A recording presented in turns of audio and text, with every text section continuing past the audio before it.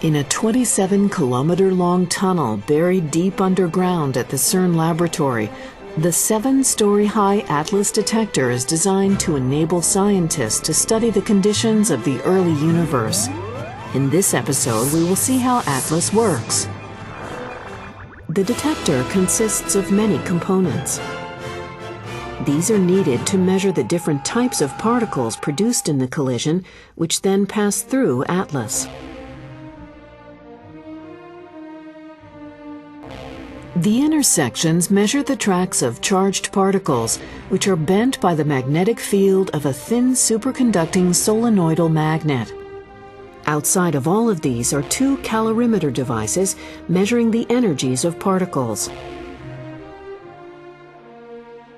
Finally, the muon spectrometer measures the tracks of muons, which are bent in the field of the superconducting toroidal magnets.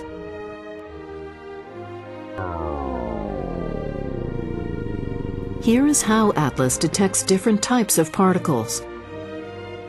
An electron will plow through the inner detector, leaving a track behind before finally stopping in the electromagnetic calorimeter. A photon behaves in a similar way but leaves no track. A proton leaves a track and interacts primarily in the hadronic calorimeter. A neutron behaves in a similar way but leaves no track. A muon passes all the way through ATLAS, leaving tracks behind. Finally, a neutrino passes through ATLAS without being detected at all.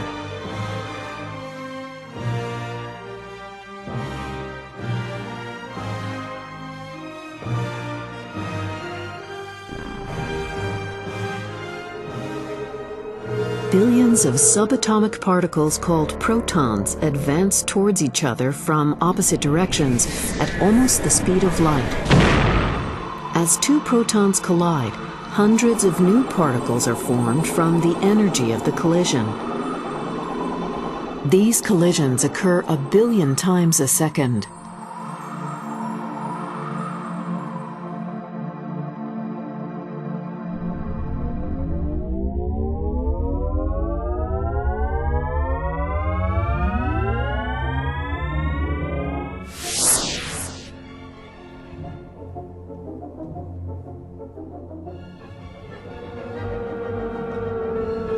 At the center of ATLAS, the inner detector, which measures the tracks of charged particles, is composed of the transition radiation tracker, the semiconductor tracker, and then further in, the pixel detector.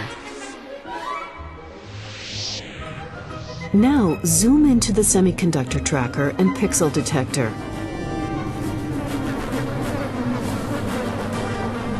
These are made up of several thousand tiny modules to detect particles produced in the collision.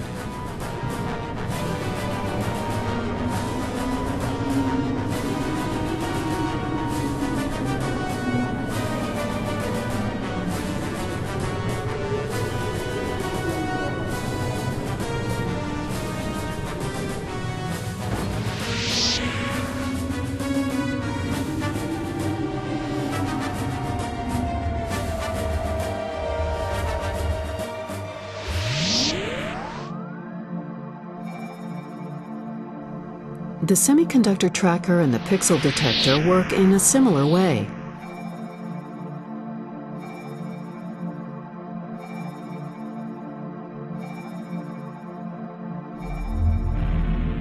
Let's now see how the pixel detector works by looking at one of these electronic modules in more detail.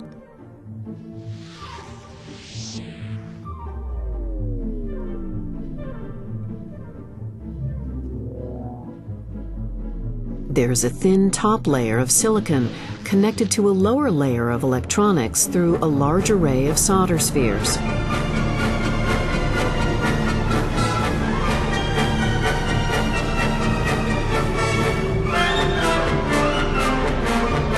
To see what happens in the silicon when a charged particle punches through, zoom to the scale of the silicon molecules.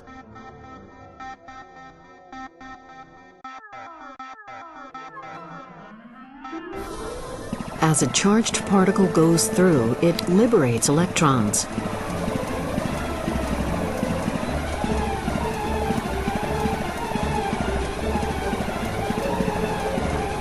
These electrons move to the bottom of the strip, creating an electric current through one or more spheres.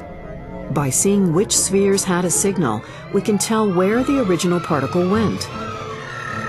The signal is converted into binary numbers, which are stored and analyzed by the scientists.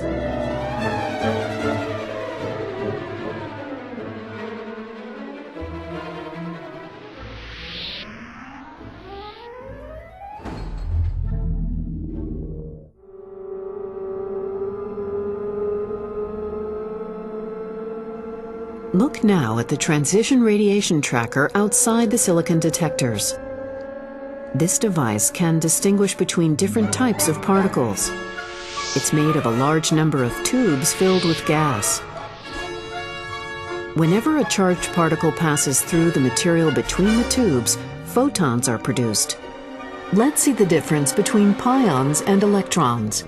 A pion entering the tube ionizes the gas and is accompanied by the radiated photons. The photons interact with the molecules in the gas, freeing more electrons, which move towards a gold wire at the center of the tube where they are measured. If the initial particle is an electron, far more photons are radiated than with the pion. This means that more negative charge is measured on the wire. This measurement allows the ATLAS detector to distinguish between different types of particles. Using the inner detector, ATLAS can measure the paths of charged particles which are bent by the magnetic field. From these paths, it is possible to calculate the momentum of charged particles. ATLAS also has detectors which measure the energies of both charged and neutral particles. These are called calorimeters. The ATLAS electromagnetic calorimeter is used mainly to measure the energies of electrons and photons. Its accordion-shaped structure consists of many layers of lead and stainless steel. The particle absorbers. Between them is liquid argon, cooled to -185 degrees Celsius. Immersed in the liquid argon is a copper grid, which acts as an electrode used to make measurements of particles which pass through. We can now follow a high-energy electron through the electromagnetic calorimeter. Whenever the electron meets the absorbers, it interacts with the material and produces a shower of low-energy electrons, positrons, and photons. The high-energy electron will pass through several layers of absorbers, creating a large shower before it eventually stops.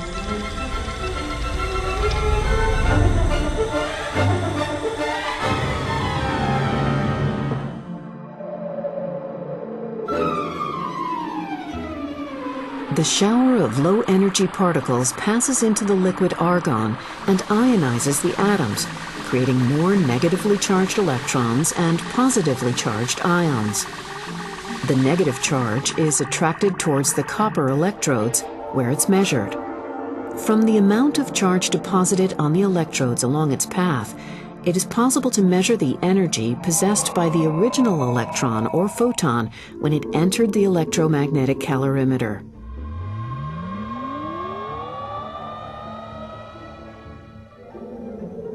Now we see the large outer calorimeter, the hadronic calorimeter. This device is used to measure the energies of a set of particles called hadrons that includes neutrons, protons, and mesons. It is a large array of interleaved steel and scintillator sheets called tiles. A scintillator is a material which radiates light when exposed to a charged particle. When a high-energy hadron, like a proton, passes through the steel, it interacts with the atomic nuclei. These nuclear reactions lead to the production of more particles, which initiate further interactions, leading to a shower of particles.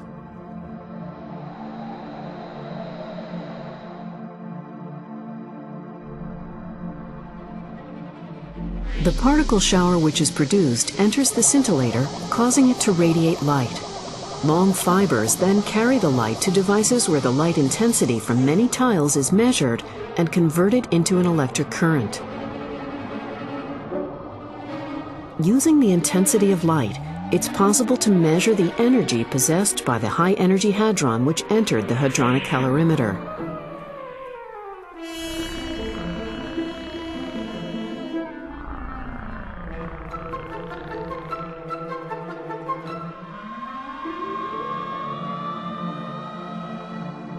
Particles known as muons can penetrate through the calorimeters and reach the outermost part of ATLAS, known as the muon spectrometer. The muon chambers in ATLAS cover a surface of several football fields.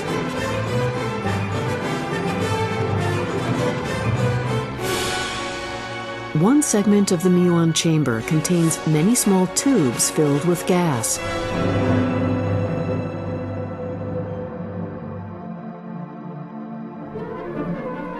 As a muon passes through these tubes, it leaves a trail of electrically charged ions and electrons which drift to the sides and center of the tube. The circles show the starting point of this drifting in each tube. By measuring the time it takes for these charges to drift from the starting point, it is possible to determine the position of the muon as it passed through.